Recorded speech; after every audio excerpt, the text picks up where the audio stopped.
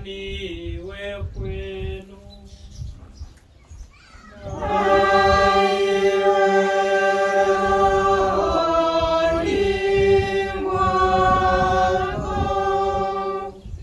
Penda wanajumuiya, tunakutanika kwa ajili ya kusali, mshukuru Mwenyezi Mungu.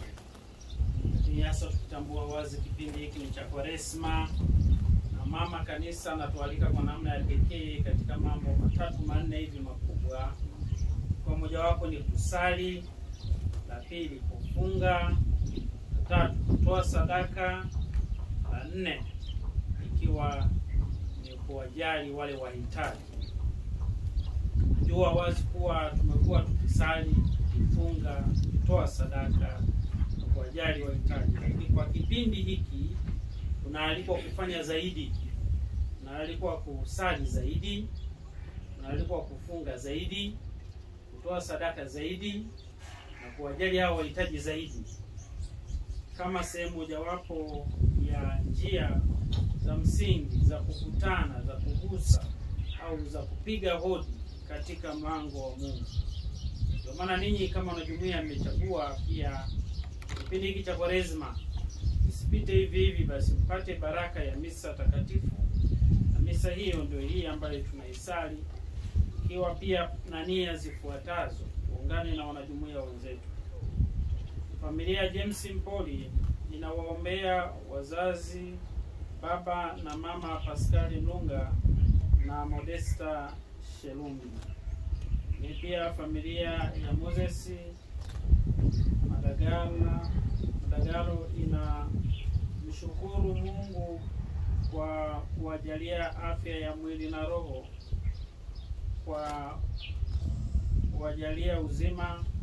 Pia wanamshukuru Mungu kwa kutimiza mwaka mmoja wa mtoto wao Arnold. Tunaombea marehemu wote wa ukoo. Ni pia familia ya Emma Aloisi inamwombea marehemu Aloisi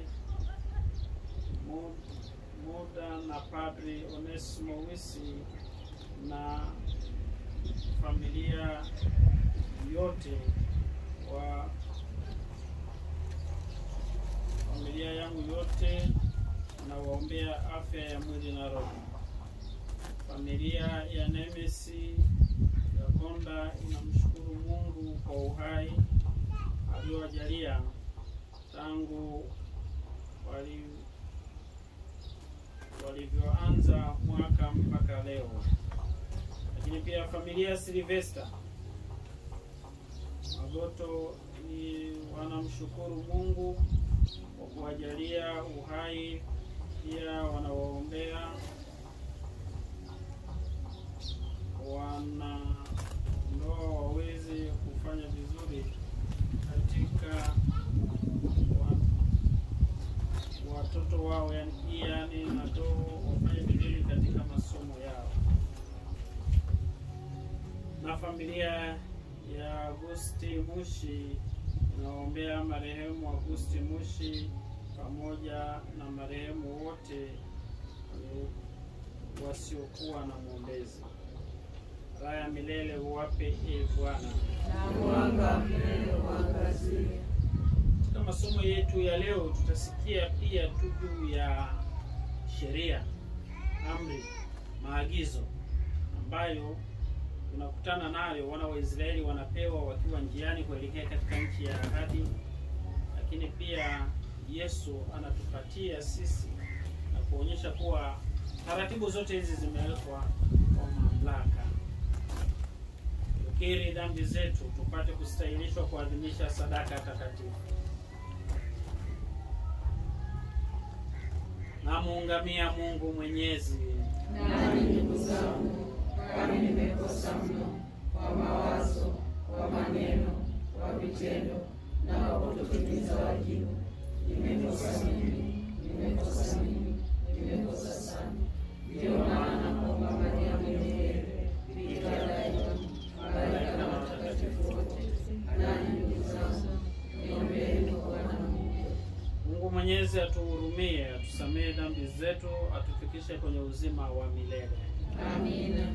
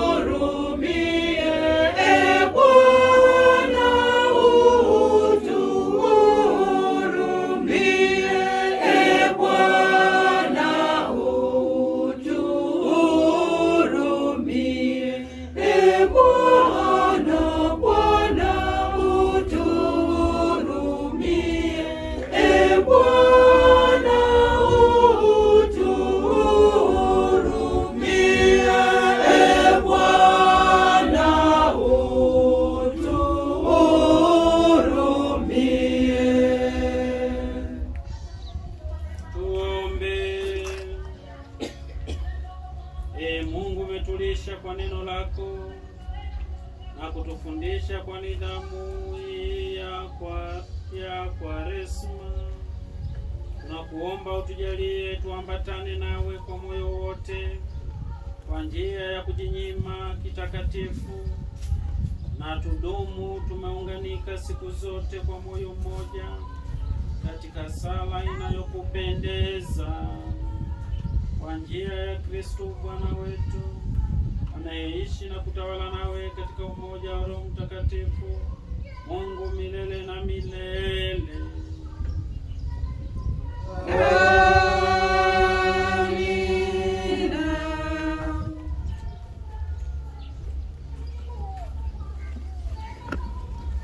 Hizi somo linatoka katika kitabu cha Kumbukumbu la Torati sura ya 4 mstari wa 1 na mstari wa 5 mpaka mstari wa 9.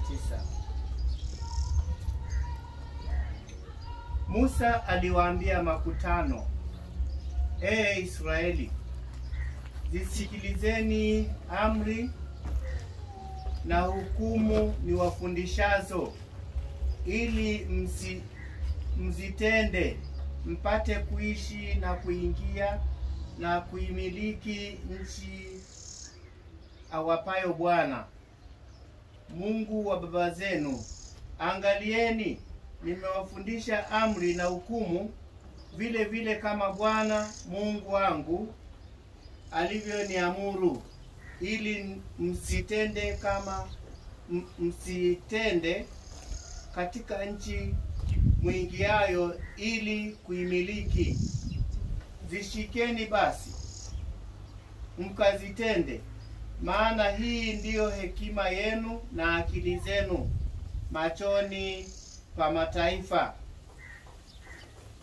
watakao zisikia amri hizi zote, nao watasema, hakika taifa hili kubwa ni watu wenye hekima na akili.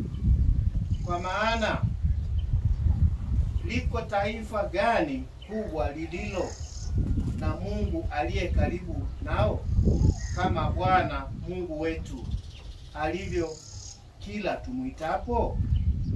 Tena liko taifa gani kubwa lililo na amri na hukumu zenye haki kama Torati hii yote ninayoiweka mbele yenu leo?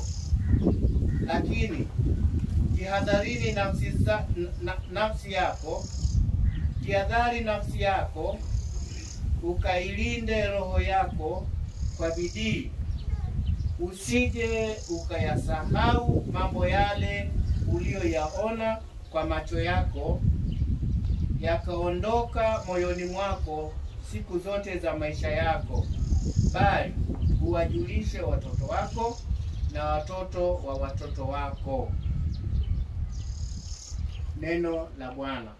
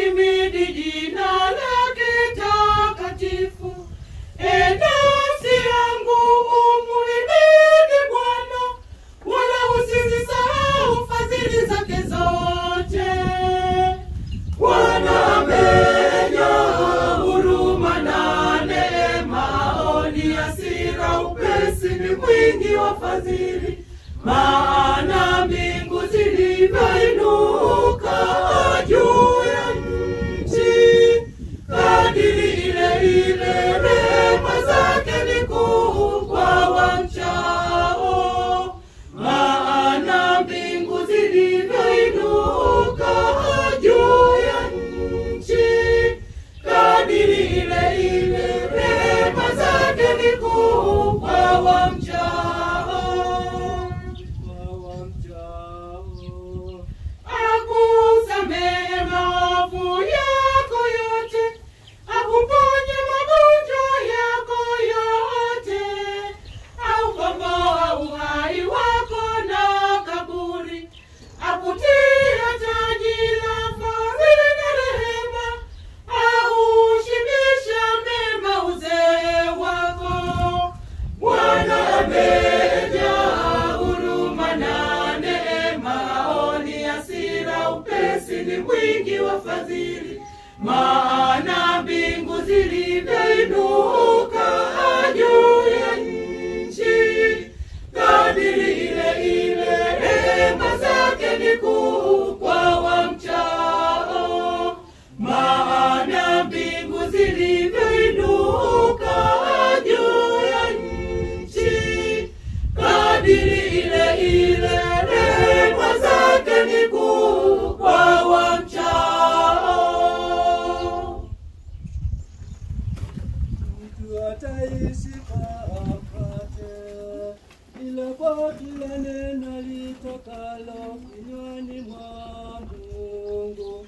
Mtu ataishi kwa mkate, mtu ataishi kwa mkate peke yake, ila kwa kila neno litokalo kinywani mwa Mungu, ila kwa kila neno litokalo kinywani mwa Mungu. Mtu ataishi kwa mkate, mtu ataishi kwa mkate peke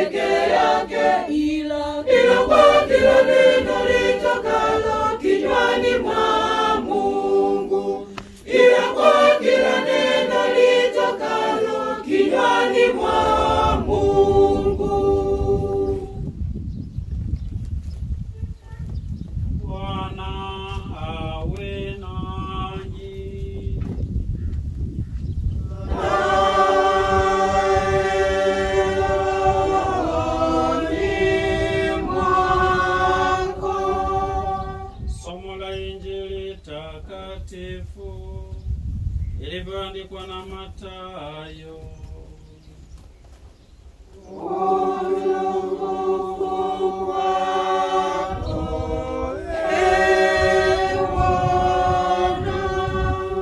Sura ya 5 aya ya 17 hadi ya 19. Yesu aliwaambia wanafunzi wake, msidhani ya kuwa nalikuja kuitangua Torati au manabii. La, sikuja kutangua bali kutimiliza. Kwa maana amini nawaambia, mpaka mbingu na nchi zitakapoondoka, dodi moja wala nukta moja ya Torati haitaondoka hata yote yatimie. Basi mtu yeyote atakayevunja amri moja katika hizi zilizo ndogo na kuwafundisha watu hivyo, ataitwa mdogo kabisa katika ufalme wa Mungu. Bali mtu atakayezitenda na kuzifundisha, huyo ataitwa mkubwa katika ufalme wa Mungu. Neno la Bwana.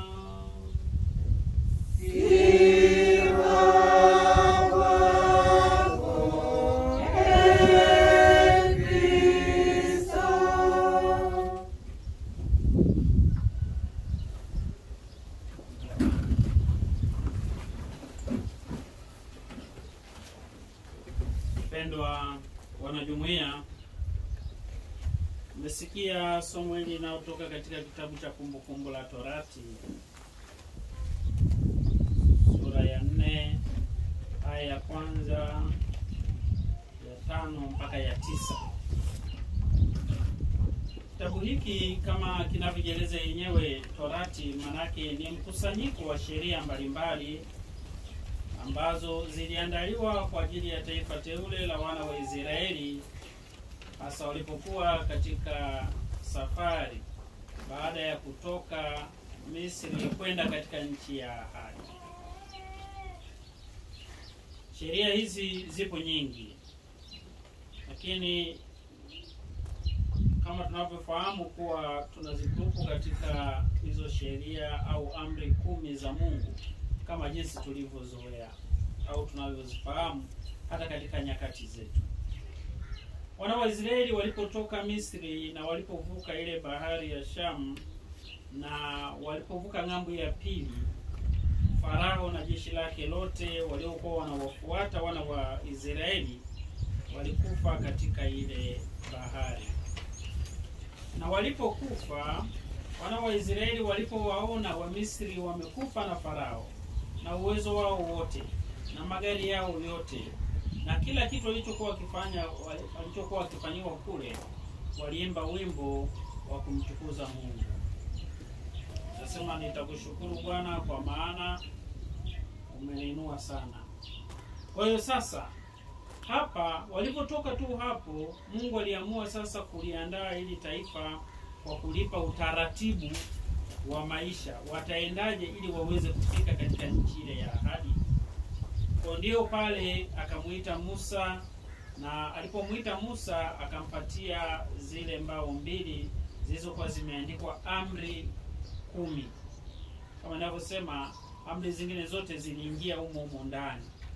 Tunaambiwa wazi kuwa amri hizi zilikuwa kama 613, lakini zote zilimezwa humo ndani katika amri 10 za Mungu. Kwa hiyo amri hizo zilikuwa na malengo makubwa mawili.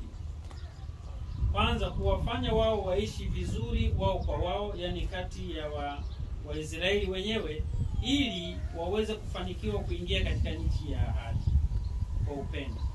Lakini la pili lilikuwa linawaongoza kwa mahusiano yao na Mungu, kile ambacho Mungu anakikataza wasikifanye, ili waweze kufika katika hiyo nchi ya ahadi. Sasa kama kawaida, wana wa Israeli wengine wakizishika, wengine hawakuzishika, basi walau tunachotambua kuwa Mungu kwa kutokuzishika amri hizo au kwa kuzivunja alisababisha kuwa taifa lililoingia katika nchi ya ahadi leo ni taifa jipya kabisa. Sio wale waliotoka miaka 40 kutoka Misri. Wale wote waliteketea jangwani. Mungu aliamua kuwapoteza kwa namna hiyo kwa sababu ya ukaidi wao. Naambiwa kuwa wale waliokuwa na umri kati ya miaka 20 kushuka chini ndio walioingia katika nchi ya ahadi, wakiongozwa na kiongozi Yoshua ambaye aliwaingiza hawa wana wa Israeli katika nchi ya ahadi. Kwa hiyo tunachojifunza katika somo hili kuwa hizi amri zilizowekwa zimewekwa ili zitusaidie. Amri hizo zote ziwe za upande wa kiserikali, za upande wa dini au zozote zile sheria hizi. Hizi sheria zimewekwa ili zitusaidie kuishi sisi vizuri, na baada ya maisha yetu hapa duniani tuweze kwenda huko mbinguni tukamlaki Bwana. Kwa hiyo tuzipende na tuzifuatilie ili zitupatie tija. Zitufanye kwanza sisi wenyewe, sisi kwa sisi, tuishi vizuri kwa amani, kwa upendo na furaha kati yetu.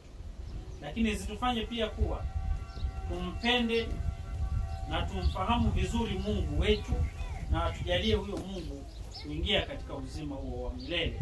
Ndio nchi yetu ya ahadi tunayoitarajia au tunaipenda sisi kuifikia. Na katika kipindi hiki, kati ya mambo ambayo tunasisitiziwa sana pia kingine ni swala la utoaji wa sadaka, zawadi au dhabihu ambayo inagusa moyo wa Mungu. Unajua watu tunatoa dhabihu, tunatoa sadaka, tunasali, tunafanya nini, lakini je, tunagusa moyo wa Mungu? Wakati mwingine tunashindwa. Watu wengi wanatamani sana kubarikiwa, wanatamani sana kupata neema, wanatamani sana kusaidiwa katika maisha yao ili waweze kufanikiwa zaidi na zaidi. Lakini kwa bahati mbaya watu hao si wepesi kujifunza namna ya kumgusa Mungu ili Mungu awaachilie neema na baraka.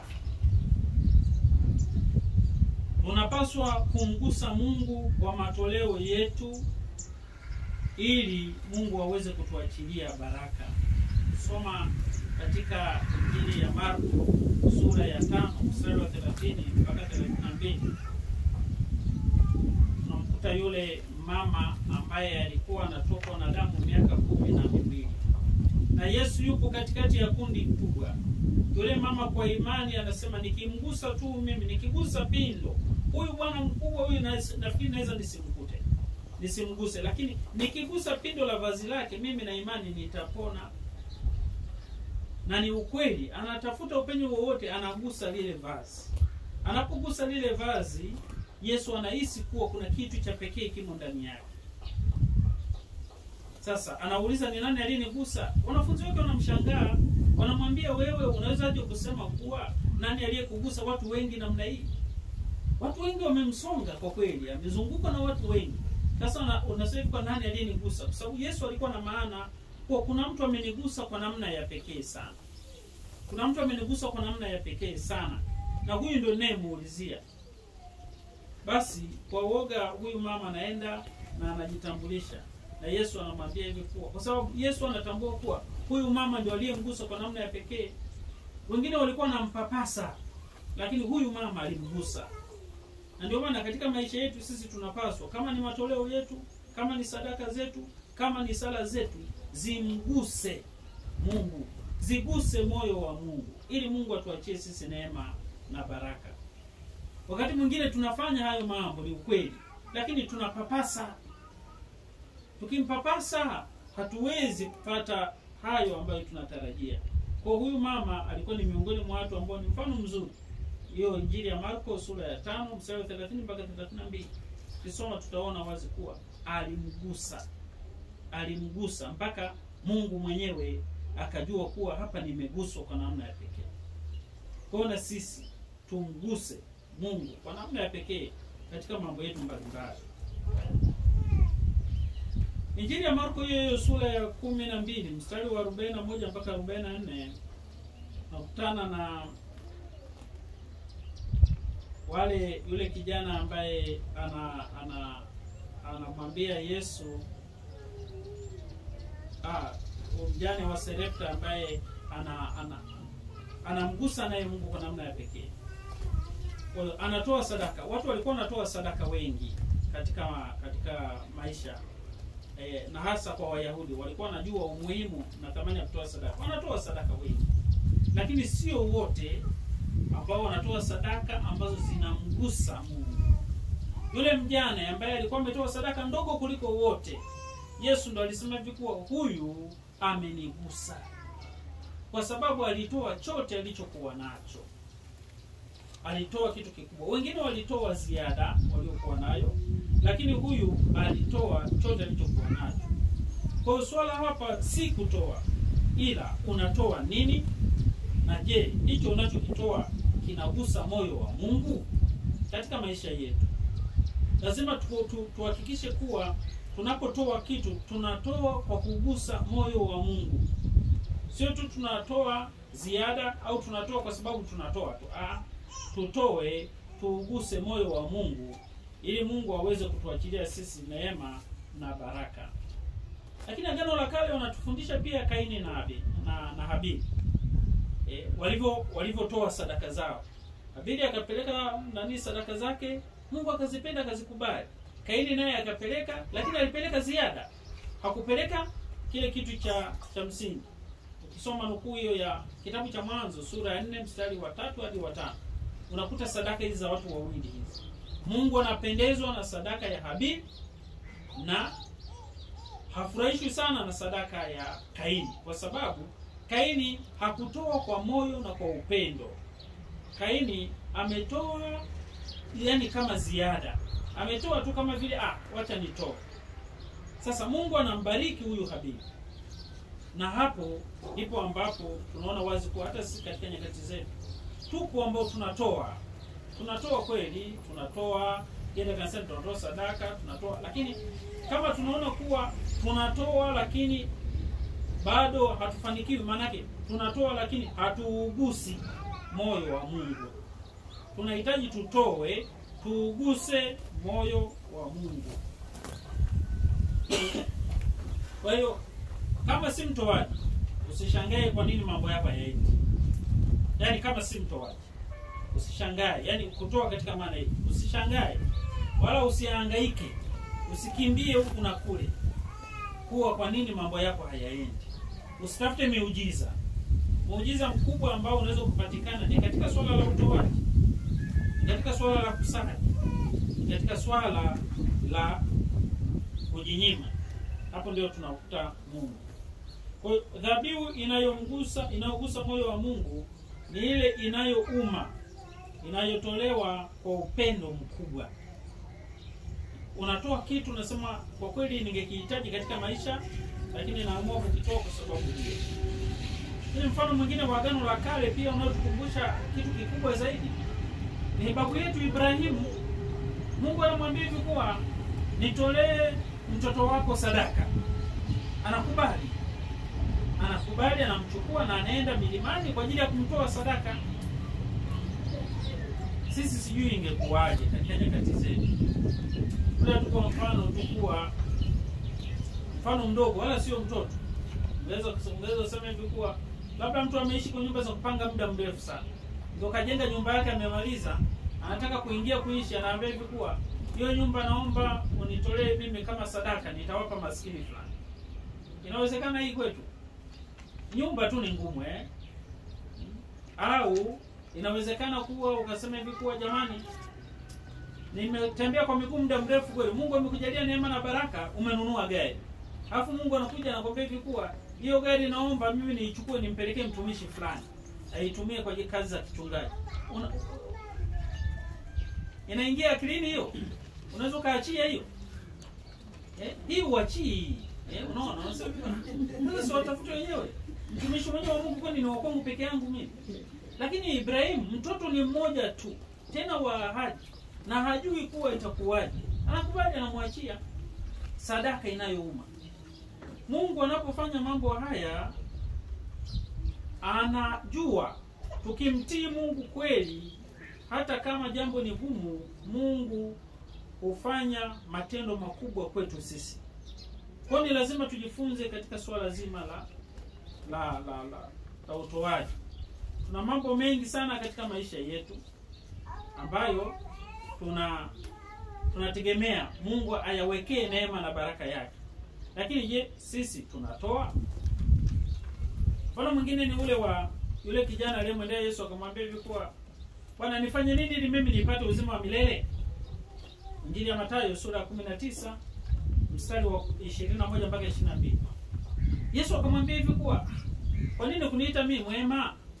Lakini kama unataka kuwa mkamilifu, nenda ukauze ulivyo navyo, uwape masikini, alafu uje unifuate. Hili lilikuwa gumu kwake. Swala la kuuza na kugawa bure lilikuwa ni gumu kwake. Na ndio kipindi cha Kwaresima kinatuita sisi kujikatalia mambo mengine, kuwasaidia wenzetu wenye shida. Lakini kujikatalia mambo mengine, kufanya mambo ya msingi katika maisha yetu. Sasa huyu alishindwa kuupata ufalme wa mbinguni huyu kijana kwa sababu alikataa kuuza na alikataa kugawa. Aling'ang'ania mali. Unapong'ang'ania mali ya ulimwengu huu, basi unaachana na yule mwingine katika ulimwengu ujao. Muombe Mungu atujalie kwa kweli swala la utoaji tu tulielewe vizuri. Au mfano wa mwisho, walau nisiseme mfano yote, muda wenyewe hautoshi. Ule wa katika Wafalme wa kwanza sura ya 17 mstari wa 13 hadi wa 16. Tunakutana na Elia anakwenda kwa mjane wa Serepta. Ana njaa. Yule mama amekaa na viunga vidogo na ni ukame kweli, mvua hazijanyesha miaka 3. Anaambia nitengenezee mimi ninyo. Akisema nimebakia na kidogo kwa ajili yangu mimi na mtoto wangu. Tukishakunywa basi na sisi tunakufa. Akasema nakwambia nitengenezee mimi kwanza. Yule mjane anatii. Anamtengenezea mkate, anampatia. Na baada ya kupatia anamwambia sasa nenda sasa katengeneze kwa ajili yako na kwa ajili ya mtoto wako. Anaenda kule anakuta unga umejaa, unga ngano umejaa na chupa ya mafuta imejaa. Wanamimina, vinarudi vile vile mpaka mvua iliponyesha na wakavuna tena. Mungu anashusha neema na baraka sana kwetu sisi. Kwa hiyo lazima sisi tuangalie sana katika mambo yetu, na hasa sisi kama wanajumuiya tujiwekee mipango.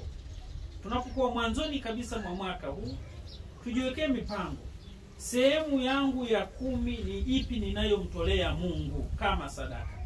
Kwa sababu Mungu wangu anataka sadaka imguse. Na inayomgusa ni hiyo sehemu 1 ya 10. Tuseme kuwa 90% amekuachia. Ila 10% tu ndio anayohitaji yeye, umtolee yeye. Ili uguse moyo wake, na ukigusa moyo wake aachilie neema na baraka kwako. Lakini wakati mwingine hata hii 10 na yenyewe tunaiingilia. Tunaitafuna na hii 10. Hii sio ya kwetu. Sasa tunapoitafuna hii ambayo sio ya kwetu, tunaingilia mamlaka ya Mungu, na Mungu atasema nasi kwa namna nyingine. Kwa hiyo kila mmoja wetu, kila mwanajumuiya ajipange kuwa anafanyaje katika mambo yetu haya. Nayarudia haya mambo ya kusali, mambo ya sadaka, mambo ya kufunga na mambo ya kuwajali wahitaji. Unafanyaje? Katika hilo swala la fungu la 10 unafanyaje? Ni vizuri kujiwekea malengo. Kama tuwe waaminifu katika kipindi kilichopita, mwaka huu tuwe waaminifu. Walau tujitahidi tusogee mbele kidogo, tutoke kule tulikokuwa. Tutapata neema na baraka.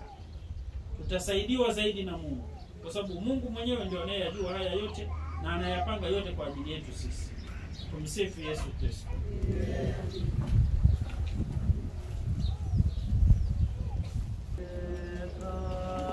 Sadaka yangu kwako Mungu ni moyo mnyofu na uliopondeka.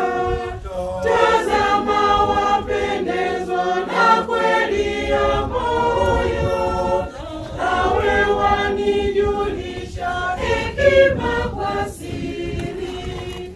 Nioshe kabisa na uovu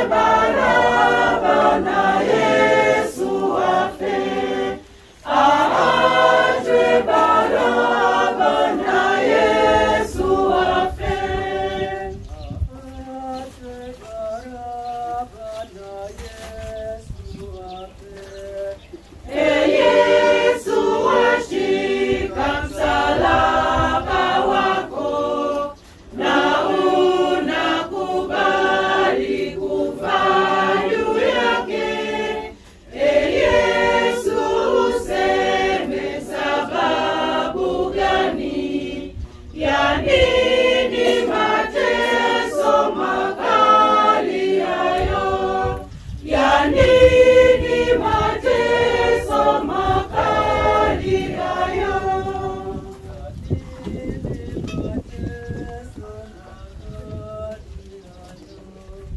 Ni pendo la Baba wa uwinguni, ni huruma yangu kwa wakosefu. We Mkristo, kumbuka mateso yangu, uache makosa, uache dhambi, uache makosa, uache dhambi.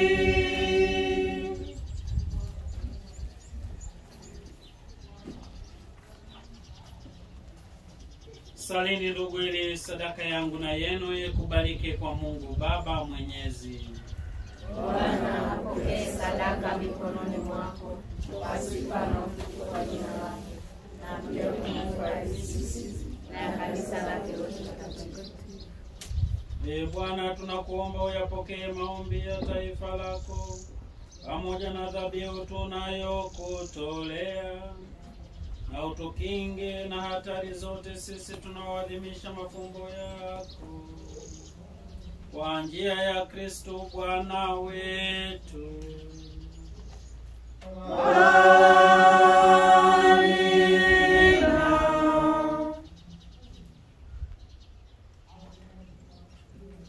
Bwana awe nanyi.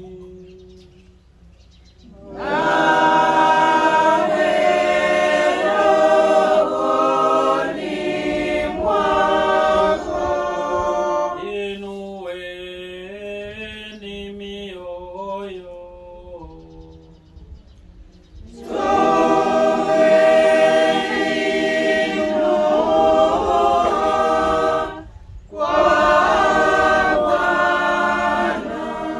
Tumshukuru Bwana Mungu wetu.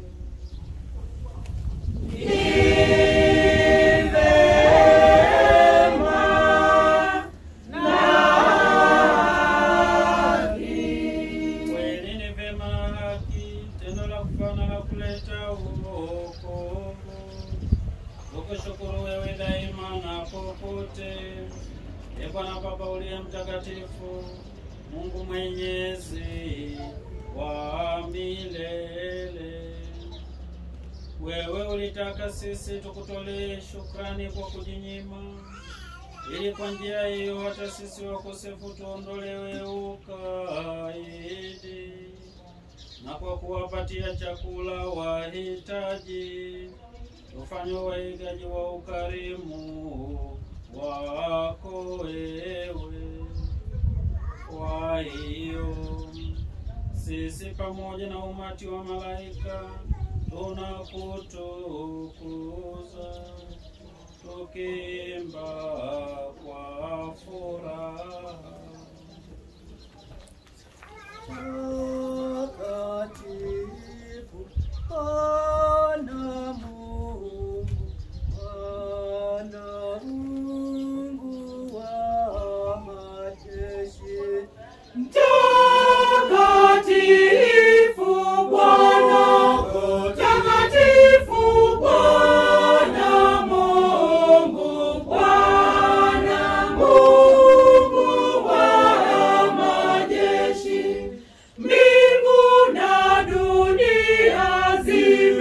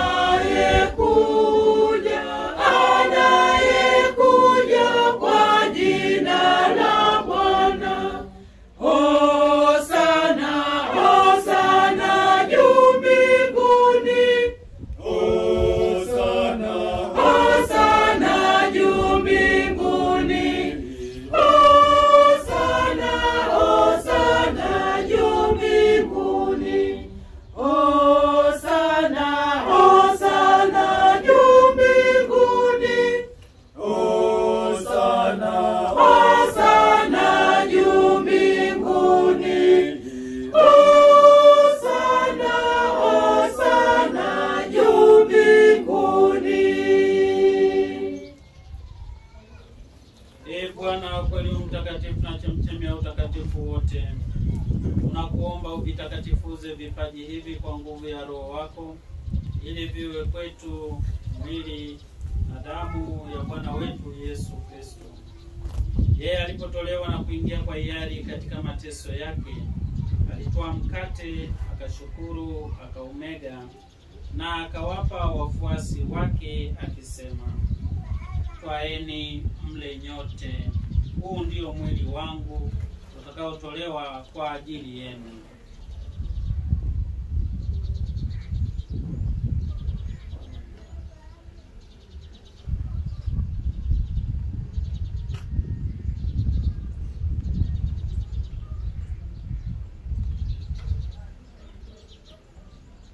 Vivyo hivyo baada ya kula, akatwaa kikombe, akashukuru tena, akawapa wafuasi wake akisema, twaeni mnywe nyote, hiki ndicho kikombe cha damu yangu, damu ya agano jipya na la milele, itakayomwagika kwa ajili yenu na kwa ajili ya wengi kwa maondoleo ya dhambi.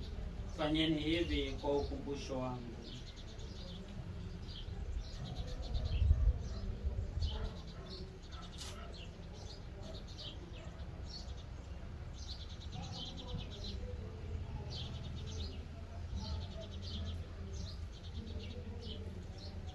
Fumbo la imani. Ee Bwana, tunatangaza kifo chako na kuutukuza ufufuo wako mpaka utakapokuja. Kwa hiyo ee Bwana, tunapoadhimisha ukumbusho wa kifo na ufufuko wake mwanao, tunakutolea mkate wa uzima na kikombe cha wokovu. Tunakushukuru kwa kuwa umetustahilisha kusimama mbele yako na kukutumikia. Pia tunakusihi kwa unyenyekevu, ili kwa kushiriki mwili na damu ya Kristo kusanywe na Roho Mtakatifu tupate kuwa jamaa moja. Ee Bwana, ulikumbuke kanisa lako lililoenea popote duniani, ulikamilishe katika mapendo, pamoja na Baba Mtakatifu wetu Francisco na askofu wetu mkuu Beatus Kinyaia na mimi mtumishi wako na waklero wote.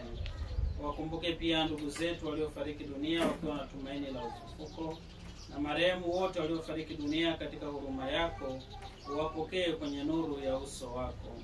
Tunakuomba utuhurumie sisi sote, ili pamoja na Maria Bikira mwenye heri mama wa Mungu na Mtakatifu Yosefu mume wake huyo Bikira, mitume wenye heri, Mtakatifu Yasinta, Mtakatifu Jema Gargani, Mtakatifu Paulo wa Msalaba, watakatifu wote waliokupendeza tangu kale, ustahili ushiriki uzima wa milele na kukusifu na kukutukuza kwa njia ya mwanao Yesu Kristo. Kwa njia yake na pamoja naye na ndani yake, wewe Mungu Baba Mwenyezi, katika umoja wa Roho Mtakatifu, unapata heshima yote na utukufu milele na milele.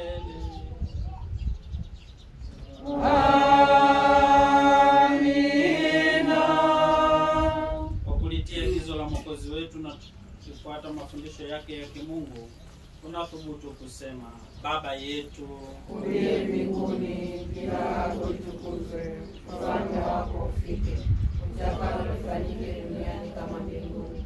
Utupe leo mkate wetu wa kila siku, utusamehe makosa yetu kama tunavyowasamehe na sisi waliotukosea, usitutie katika kishawishi, lakini utuokoe na hukumu.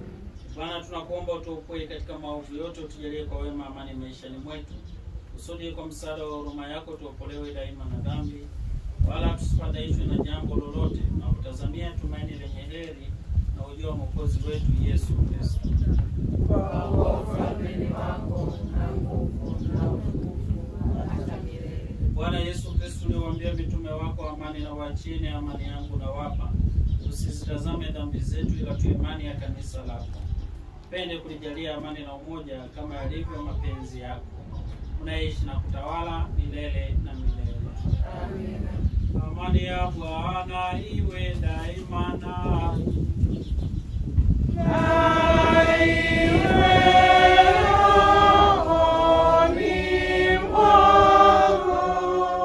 Mpeane amani.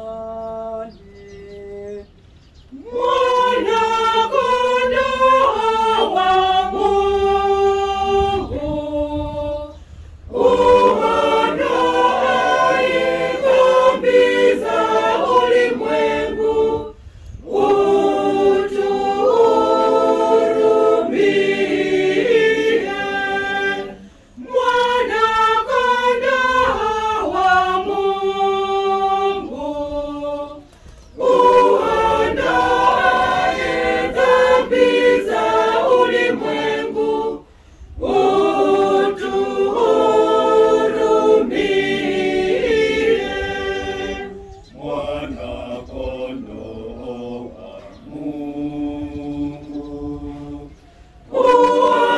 Uondoaye dhambi za ulimwengu, utupe amani, utupe amani, utupe amani Bwana, utupe amani, utupe amani, utupe amani.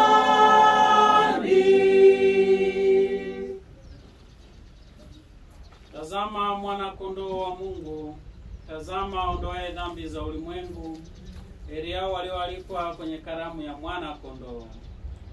Ee Bwana, sistahili uingie kwangu, lakini sema neno tu na roho yangu itapona.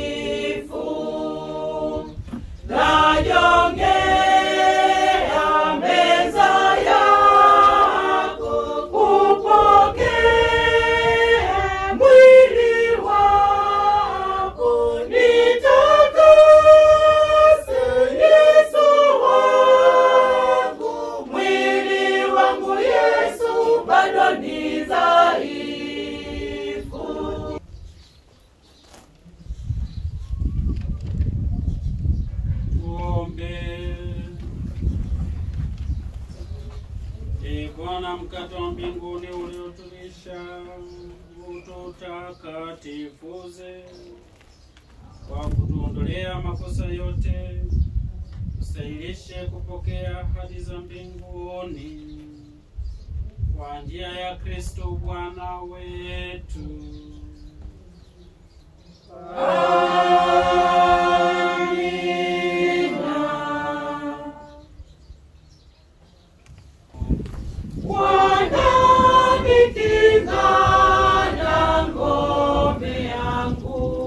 Bwana ni mwamba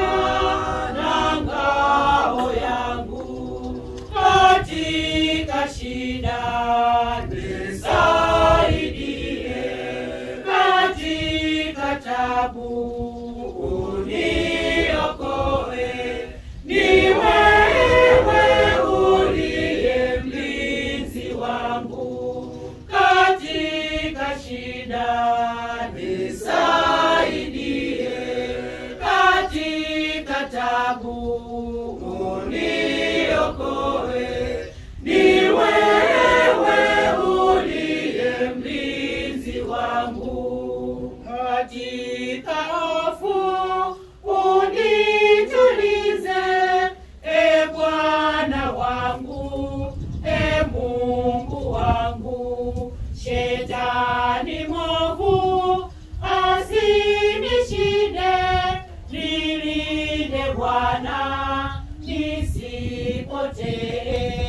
Bwana ni kinga na ngome yangu, Bwana ni mwamba na ngao yangu, katika shida nisaidie, katika tabu uniokoe. Ni wewe uliye mlinzi wangu. Biblia 2025 Mahujaji katika matumaini. Mahujaji katika matumaini. Biblia 2025.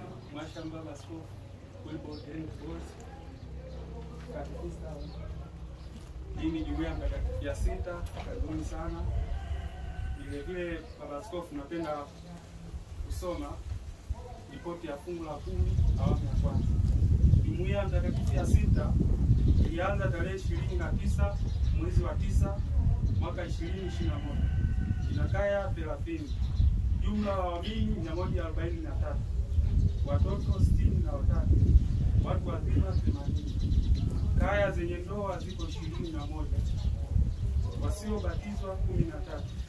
Kaya zisizo na ndoa ziko 9. Wasiopata komunio 52. Kaya zinazoshiriki sawa katika jumuiya ziko 21. Wastani wa mahudhurio katika jumuiya, watu wakubwa ni 40 na watoto ni 11. Fungu la 10 awamu ya kwanza nimeweza kumtolea Mwenyezi Mungu kiasi cha pesa Tanzania shilingi milioni 3 na 9,000. Waliotoa ni watu 21. Vitabu vya zaka fungu la 10 tunacho kimoja. Mafanikio katika jumuiya yetu. Jumuiya imekuwa na ushiriki mzuri katika semina, makongamano, hija na sikukuu mbalimbali zinazotambulika kikanisa, na baadhi ya wanajumuiya kupata sakramenti, mfano ndoa. Matarajio yetu ni kuendelea kujengeana uwezo kwa kila mwanajumuiya katika kutafakari neno la Mungu, majitoleo mbalimbali ikiwemo fungu la 10. Matatizo au changamoto: kuendelea kusuasua kwa baadhi ya mahudhurio ya wanajumuiya, hasa katika sala za kila Jumamosi na asubuhi. Tatizo sugu hatuna.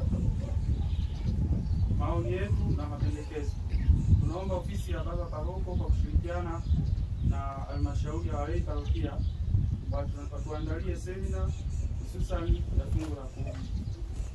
Mashamba ya Askofu, naomba basi.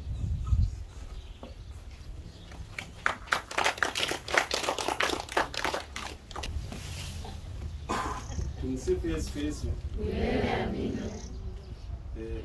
Napenda kumshukuru Mungu kwa jioni hii kwa ibada nzuri tulioendeshwa na baba askofu msaidizi. Napenda kumshukuru sana baba, karibu sana. Karibu, sisi ndio hao ndio wanajumuiya mtakatifu ya sita. Kwa hiyo karibu sana baba, sio muda wote utakaokuwa unahitaji kuja kwenye jumuiya mtakatifu ya sita tunakukaribisha. Napenda kutambua uwepo wa masista walioongozana na baba msaidizi askofu. Karibuni sana. Karibuni sana. Napenda kuwashukuru na wanakwaya, lakini katibu ameshamaliza yote. Mimi naongezea tu kidogo, na washukuru sana kwa kuja kushiriki na sisi. Napenda kuwashukuru na wanajumuiya wote wa Mtakatifu Yasinta kwa namna mlivyoacha shughuli zenu kuja kusali kwenye hii ibada. Lakini na mimi niseme neno tu moja, baba askofu. Tuna changamoto kwenye jumuiya, hazikosekani kizito.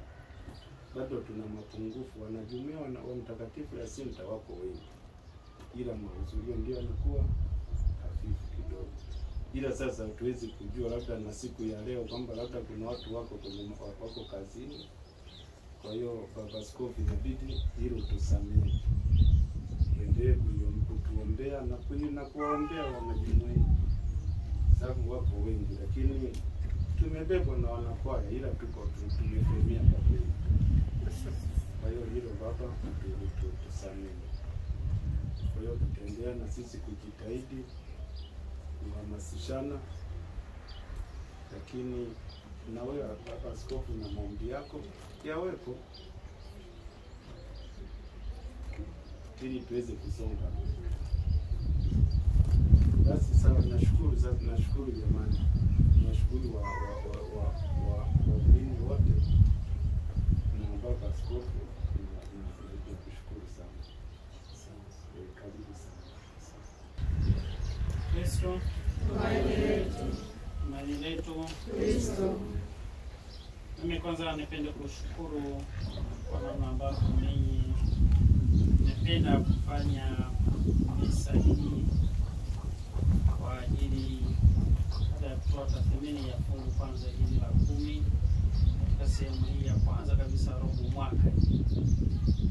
Inakaribia kwa robo mwaka, na kusali hasa zaidi, kusali katika kipindi hiki cha Kwaresima, kuomba neema na baraka kwetu sisi na familia zetu, ili basi uwepo wake Mungu uendelee kutugusa na sisi katika familia. Kama nilivyosema, sisi tunamgusa Mungu kwa matoleo yetu, kwa sadaka zetu, kwa sala zetu, lakini na yeye sasa atuguse kwa kutuachia sisi neema na baraka. Nawashukuru sana kwa namna ambavyo mmeitoa ripoti yenu vizuri kabisa. Ninashukuru kuwa hata kwa hiki kiwango ambacho mmefikia sasa hivi cha fungu la 10 sio kibaya, na imani kuwa kiendelea zaidi na zaidi, na mnaendelea kuomba semina, kiendelea zaidi na zaidi, unayo nafasi kubwa ya kufanya vizuri zaidi kuliko hapa, mradi tu mtu akiamua na mtu akijua kuwa anamtolea nani na kwa nini anatoa. Ukijua hivyo, yani huwezi kuhangaika. Huwezi kuhangaika kabisa. Unajua utafanya na Mungu atafanya sehemu yake inayobaki. Lakini tusipojua, wakati mwingine tunatoa, tunasema kwa, lakini kwa nini tunawapa tu hawa? Hatujui kama tunamtolea Mungu. Hapo tunaweza tukawa wachoyo kiasi fulani. Kwa maana tunashindwa kufika ile 1/10 au 10% tunashindwa kuifikia, kwa sababu uelewa wetu labda ni tofauti juu ya hili. Lakini tutambua wazi kwa tunamtolea Mwenyezi Mungu, tutoe kweli kwa moyo. Niombe Mtakatifu Yasinta, ninyi mnajipambanua vizuri, mnajielewa. Tambueni wazi kuwa zaidi safari hii ya kiimani kubwa tena katika mwaka huu, tambua wazi kuwa tumguse Mungu kwa matoleo yetu, tumguse kwa sadaka zetu, kwa ili fungu la 10 tumguse Mungu. Tujaribu kumgusa Mungu, tuone Mungu naye anafanya nini juu yake kwetu sisi. Tapeleka salamu kwa baba paroko kuwa tunahitaji semina, na basi watakapokuja waseminishaji, mjitahidi wasikuwepo, yani mfike. Maana itakuwa haina maana kwa sasa wanakuja tena waseminishaji wanawakuta watu wale ambao pia wanaelewa kitu hicho. Tunataka wale ambao pia wazito kidogo hawajaelewa waeleweshwe. Wakielewa basi wote tunasafiri kwa pamoja kuelekea lengo letu. Kwa hiyo tunashukuru sana. Lakini pia hongereni sana kwa ajili kwenye mambo ya masakramenti, naona mmejitahidi. Lakini wafuateni hawa 9 hawa. Hizi familia 9 zifuateni hizi. Kwa muwe wa misionari ndani ya jumuiya yenu. Yaani tusitegemee watu watoke mbali huko waje. Ninyi wenyewe kila mwanajumuiya awe misionari ndani ya jumuiya. Hawa 9 wasiwashinde kwa sababu wako wachache. Mnagawana, tena mnaenda hawa 9 mnaweza mkaenda hata familia 2 kwenye hizo familia. Endeni mwapelekee habari njema. Huu mwaka mtakatifu walau waguswe. Hata kama mtashindwa kuwapata wote 9, inawezekana ukawapata 5, familia 5 zikaanza kujumuika pamoja na ninyi. Kwa hiyo niwaombe na niwasisitize juu ya habari ya kufika huko na kuwaona hawa, mjue changamoto zao, mjue namna gani mnaweza kuzitatua. Kama mnaweza nyewe wanajumuiya sawa, kama mtashindwa basi mtazileta huko parokiani, mapadi watajaribu kuingilia kati. Lengo letu sisi ni kwamba wote twende pamoja, na tutafurahi sana tukiona wote tunakuwa pamoja. Lakini zaidi ya hilo ni washukuru wanauwaka ambao wapo katika jumuiya hii, na hapa nimesikia kuna kiongozi kuwa tulifanya ile sherehe yetu kule Miuji Jumamosi iliyopita. Mambo yalienda vizuri sana, yalikuwa mazuri kweli. Kuni waalike wanauwaka wote wa jumuiya hii na wakanda sasa wote kanda yenu huku, muhamasishane ninyi kwa ninyi. Baada ya tukio lile kuwa limeisha Jumamosi, kuanzia sasa hivi tujipange kwa ajili ya la mwakani. Yaani sio kwamba tusubiri. Yaani tukisubiri tukianza mwezi sijui wa 11 au 12 tunakuwa tumechelewa. Ile ni miezi na changamoto nyingi. Lakini kama tukianza mapema sasa hivi, hata kama mtu anatoa kidogo sana ambacho hakiwezi kuacha alama kubwa ya maumivu kwake, tutajikuta kwa tutakapofika mwezi wa 3 mwakani tuna kitu kikubwa kweli. Kikubwa sana bila kutumia nguvu nyingi au jasho kubwa. Kwa hiyo niwaombe kuwa wekeni mipango kuanzia mtu binafsi, kwenye jumuiya, kwenye kanda, kwenye parokia, ya kuona kuwa mnafanyaje. Kwa kweli mlifanya kitu kizuri sana. Ilikuwa ni mara yangu ya kwanza mimi kuona, lakini nafikiri inazidi mara zingine ambazo mmefanya. Kwa hiyo hii ni hatua ya maendeleo kwenda mbele. Tunaposema juu ya waka kwa watu na nyie tafute sasa na ninyi, kwa sababu hawa kina baba hawa wana dalili ya kuwa overtake sasa hivi ninavyoona. Kazi yao si ya ajabu sana. Kwa jitahidini kwa kina mama na ninyi msibaki nyuma. Na hivyo tuanzie huku kwenye jumuiya, kwenye kanda, kwenye parokia. Ndio tutafanikiwa. Na tuanze mapema kwa kidogo kidogo. Tukisema hivyo tutapata vingi kwa mara moja, hatutaweza. Kwa tuanze mapema kidogo kidogo, tuweke kwa ajili ya malengo hayo ya kuimarisha mambo mbalimbali. Niombe sana kuwa huu mwaka mtakatifu tuutumie vizuri sana katika familia zetu na kwa wenzetu. Basi tujitahidi kupokea masakramenti, tujitahidi wenzetu kuwaombea ambao hawana masakramenti wakayapokea masakramenti, ili basi wakapata neema na baraka na rehema kamili za mwaka huu, na sisi wengine wote tuwe pamoja. Mwisho zaidi ya yote, na washukuru kwa yote kwa kutualika tuje tena katika jumuiya yenu na tusali pamoja nanyi. Mfanya vizuri na tunashukuru sana katika hayo ambayo mnayafanya. Basi niwatakieni mimi jioni njema ya amani na utulivu wa Mwenyezi Mungu. Asante. Tusimame kwa baraka.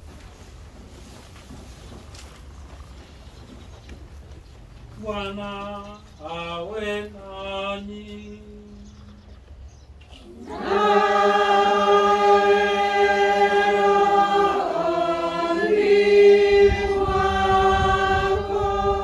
Jina la Bwana litukuzwe.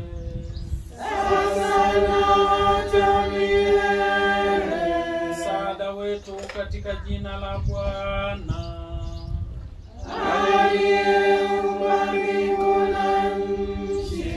Awabariki Mungu Mwenyezi, Baba, Mwana na Roho Mtakatifu.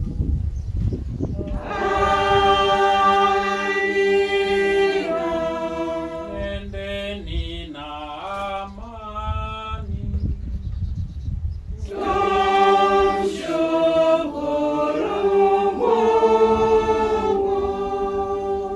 Sawa, nipende kuishukuru pia kwaya. Asanteni sana kwa kutusaidia kusali vizuri katika jumuiya.